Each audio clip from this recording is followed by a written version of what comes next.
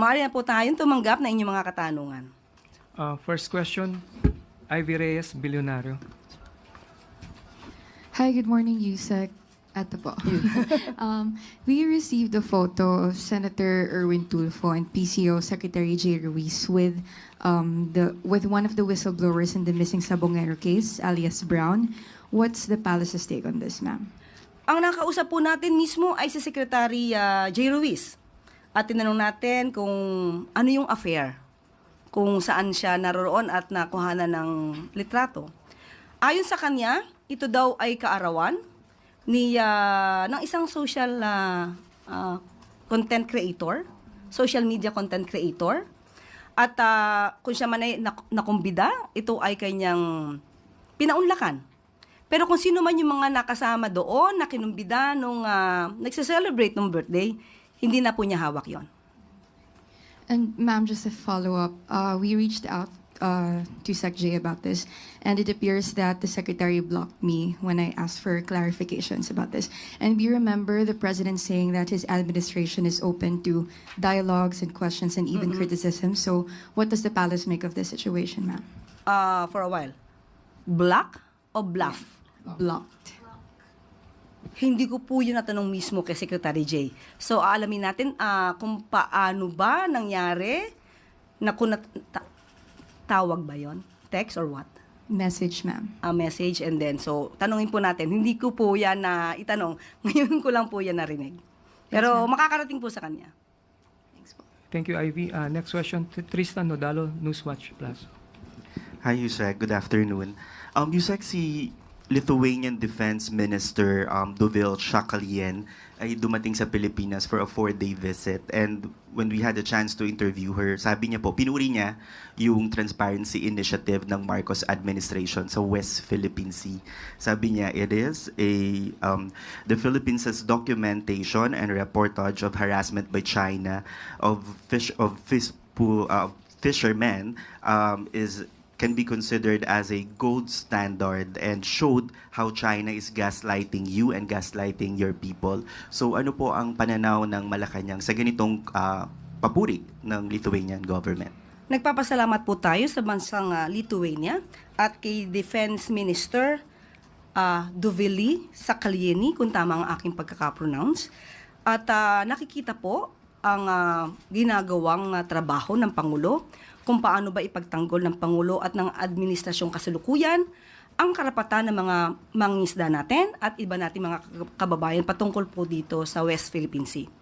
Masarap pong pakinggan na mula sa isang banyaga ang nakikita nila at nare-recognize nila ang mga ginagawa ng Pangulo at ng administrasyon. Masarap po yung pakinggan. Ang masakit pong pakinggan, kapwa nating Pilipino o kaya Filipino public servant, ang hindi magkaroon ng stance patungkol sa West Philippine Sea. At hindi nakokondina pa ang ibang mga ginagawa ng ating Pangulo pagdating sa pagtatanggol sa mga mangingisda at karapatan natin sa West Philippine Sea. On another topic naman po, yung Duterte's lead counsel, Nicholas Kaufman, had an interview po sa The Hague kahapon kung saan tinanong siya about the statement of Justice Secretary Boying Remulla na tiniturn over na raw nila sa ICC yung investigation ng drug war dahil po may mga na-destroy na evidence dito sa Pilipinas, so they could no longer push through with the investigation. But ang sabi ni Kaufman is, what I do know is that my client, former President Duterte, had nothing to do with destroying any evidence in relation to the drug war. Ano po ang komento ng Palace dito? So, if that what he knows, then so be it. Yun siguro yung kwento sa kanya. Kaya yun lang din ang lalabas sa kanya mga pananalita. Pero may mga follow-up lang doon sa question na yun. May mga nakarating po sa palasyo na yung drug war evidence ay mga nasira na rin po or hindi na talaga may investigahan din based on mga pinasang impormasyon sa palasyo. Wala pa pong pinakadetalye na babanggit si SOJ Boying Remulla at alamin natin kung anong pa itong mga ebidensyang kanya nabanggit. Pero of course, kinikilala natin ang naging findings nitong si SOJ Boying Remulla. Yusek Claire. Okay. Ivan? Sorry, if I may. Mm. Yung hingi lang po ako na update, baka meron po tayong announcements on resignations that have been accepted. Baka may update po kayo. Yes, meron po tayong update. Tinanggap na po ang resignation ni Miss Ana Puod. At yung pangako ko sa iyo tungkol sa gusto natin pag-graduate at makapunta sa upper middle income country, nakapagbigay na po ng mensahe sa atin at isi-share ko na lang siguro sa iyo mamaya. Isa lamang dito, ibubuot ko na lamang ang gagawin ng pamahalaan ay lalong palakasin ang macroeconomic foundation at ipagpatuloy pa po ang mga reforma sa infrastructure, education, innovation at digitalization. Pati na po ang ease of doing business like the Create More Act. Pati po ang PPP or Public-Private Partnership Code. So makaasa po tayo na magiging positibo tayo para po makamit natin at makarating po tayo sa upper middle income group sa panahon po ni Pangulong Marcos Jr. Thank you, Ivan. Harley Valveno, PTV4. Hi, good afternoon, Yusek. Yusek, earlier today, the parents of Mary Jane Veloso, together with some groups, went here at Malacanang to file a petition urging the President to grant amnesty to Mary Jane. They are wishing po na sana, before the SONA of the President this July, ay mag-grant na yung amnesty. So, your thoughts on this po?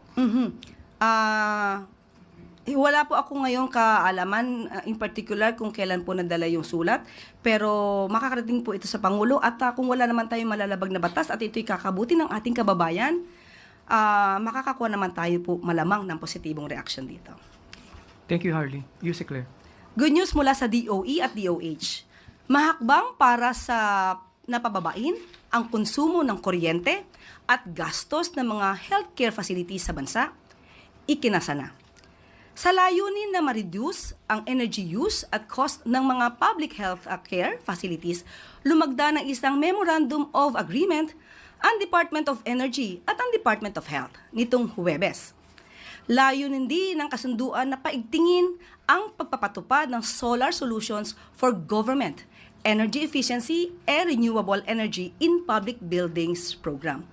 Sa ilalim ng kasunduan, mas bibigyan diin ang paggamit ng energy efficient and renewable energy technologies katulad ng solar panels, LED lighting, inverter-type air conditioners at smart meters.